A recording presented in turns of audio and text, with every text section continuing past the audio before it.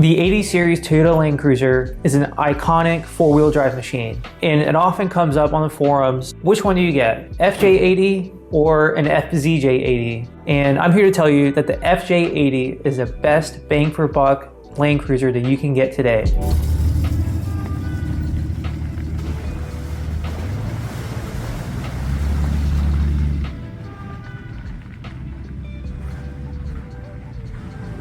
Here we're going to have an opportunity to talk about the FJ80 and the FZJ80 and the differences between those two models.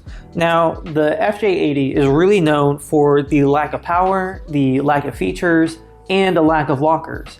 So does it actually make sense to buy an FZJ80 that's triple locked? Is it worth the price difference?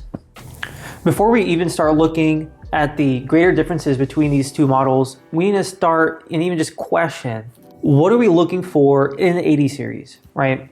In my case, I'm looking for rugged reliability, the best that Toyota has to offer, simplicity, tons of cargo area, and looking cool is a bonus as well. These are all valid reasons to want an 80 series. Now, there are a couple considerations where you would cross an 80 series off your list, and that is parts availability, fuel economy, and lack of modern creature comforts. That applies to every single 80 series out there today, no matter if it's FZJ or FJ. Here, the years that we're going to be talking about are 91 92 and 93 to 97. Throughout this year range here, there were several different updates that came in through the years, and down below in the description is a more detailed explanation of that, but this will be a general overview of what to expect in an FZJ80. I want to get the biggest difference out of the way, and that's the engine. Every 80 series is slow. There's no getting around that. Just some are slower than others, and that's what you have to choose. You choose slow or slower. If you live in high elevations and you are constantly crossing mountain ranges, then maybe you may want to consider this guy. However, where I live, I'm not exactly super high elevation, and I do cross the Appalachian Mountains on the East Coast, and I've driven all up and down the East Coast. I've done highway speeds. I've driven this slow, driven this fast. You can go on the highway. Don't be scared by what people say on the forums. This is perfectly capable.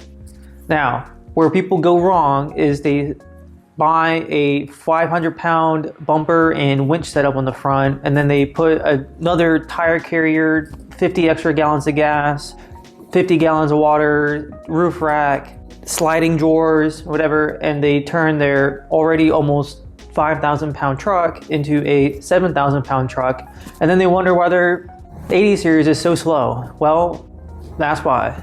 You may want to also consider the type of roads in your area and the type of off-roading that you actually want to do. Now, if in your area there's not like rock crawling or anything crazy, or you're not in a Baja 1000 race, then there's no real reason to consider this one over this one. I've driven on plenty of forest roads in the area, and I've done other light off-roading with this, and this is perfectly capable of getting you from point A to point B. One thing to also notice is that on very old forum posts, people talk about how the parts availability on the 3FE is abysmal. Well, guess what? Those forum posts are at this point 10 years old, 15 years old, and this is just as bad. Now, what does this have that is even worse? Now, it may be overhyped, but there are reported head gasket issues with this engine, specifically in the later model years. Now, some people even go as far as doing a head gasket job as preventative maintenance. I don't even think that you should do that. If it blows up, replace it. But that is something that you may want to consider as well. That is it actually worth the headache of finding unobtainium Toyota parts, or risk it with aftermarket parts that people have no trust in? As far as engine options go, there's really no going wrong with the 3FE. They're solid, they're reliable, and you'll get there from point A to point B. You'll just not get there any time fast. Yeah, sure, the extra power would be nice, but you don't actually need it. And if you want to just enjoy the truck as is, you can have more than enough fun in this one. Another thing to notice is that even with the updated engine, the fuel economy is still really bad, and you're just not gonna be able to get away from that. Once you're actually in the car and driving, you may be wondering, what's keeping me safe? Well, in the FJ80, it's a short thought because it's nothing other than seatbelts. But in the FZJ80, you actually do have the available ABS and airbags. Now, I don't actually have an issue without ABS. None of my project cars have ABS, neither do my motorcycles. So to me, that's really not much of a consideration. Neither do any of those actually have airbags as well. So just for my risk tolerance, that's okay with me. However, if this is your only vehicle or you have children, then you may want to reconsider. Another thing is that even if you have airbags, these trucks were built in a different time period where things were just inherently less safe. Just realize the risks of owning an old truck and maybe adjust your driving patterns accordingly or adjust your expectations for safety. Another key difference between the two models are the rear axles. The rear axle for the FJ80 comes with drum brakes and is a semi-floating design compared to the fully floated design and rear disc brakes the FZJ comes with. Now, this is inherently and objectively a better design and more reliable. However, I'm going to tell you that I have not had issues with the rear axle on this truck. Now, the drum brakes can be, I don't know, a little finicky. Most of it comes down to maintenance, right? When properly adjusted, drum brakes are perfectly fine stopping the car. I would not really consider this too much of a deal breaker, and I wouldn't really focus it on it too long. And yes, this is a better design. However, it's not like these rear axles are weak in the 91 and 92 model years. They're not known for blowing up, and they're not known for being an issue. In short, I wouldn't allow the drum brakes versus disc brakes debate really stop me from getting a early year FJ80. One of the differences that people get so stuck on with the 80 series is the optional lockers. I'm going to tell you, it's not that big of a deal. Now, the trucks that come with the optional lockers are few and far between. Only about 7% came with it, which makes it about 5,000 total units in the US, which is ridiculously rare. For example, there were, I think, over 15,000 FJ80s alone in the US. So your chances of finding a triple locked one from 93 to 97 is relatively rare. And if you're looking for the creme de la creme, a 97 anniversary edition triple locked, you're looking for a needle in the haystack. I would not pay the premium for one of those, especially if you actually plan on using it. Now, if you actually plan on using your truck to do some hardcore off-roading, rock crawling, or anything crazy like that, you know what you can do? You can go to the aftermarket and you can install a locker into your 91 or 92 FJ80 for cheaper than what you can buy a triple locked 80 series. Now, do you need front and rear lockers? If you're just blasting down fire roads, probably not. You know what probably is more useful? You could probably get a winch, self-recovery gear. That stuff is cheaper. Is it easier than just pressing a button on the dash to engage your lockers?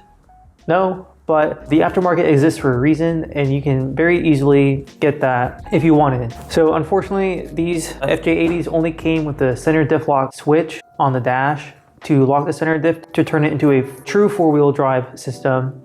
The FCJs actually did not come with a switch, but you could buy the switch from Toyota and then you can just install it yourself. The wiring is right there in the dash for it.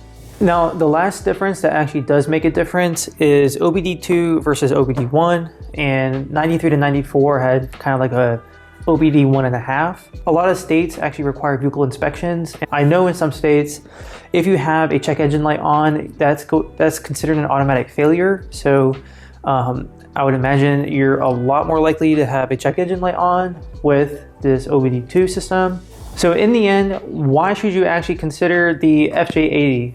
Well, it really is the simplest, most bare bones, and economical version of the 80 series that was actually available in the US. There's fewer electronics and just in general, fewer things to go wrong on it. There's very good forum support and a lot of the aftermarket parts that you really want for an 80 series, like bumpers, winches, suspension bits, all those things overlap. And because so many people just look at the scoreboard and see that the FZJ80 is just objectively better in all these categories, then they command such higher prices. However, for the things that you actually care about, which is rugged off-road Toyota reliability, the FJ80 does all the same things. It will get you to the same places, it will take you there, maybe slower, but you'll be able to experience all the same things. And after all, it looks cool. There's no mistaking an 80 series. You know, only nerds know that, like, hey, that's a late model year, or that's a 91 because it has a Toyota in the grill or whatever. Nobody cares, right? If you want an 80 series, just get one. Don't focus too much on this list because you're missing out. The other thing to even think about is that because so many people are writing off the FJ80 just because they're looking at this list, the prices for these are a lot lower than these. With that price difference, you could actually make up for the lack of lockers, or you could actually do other supporting modifications such as, you know, winches, bumper, suspension, or I don't know, pay for the fuel that you're gonna spend on all your fun adventures, right? There's no reason to pay more for something that does the same thing. So why not just get an FJ80? And that's what I did.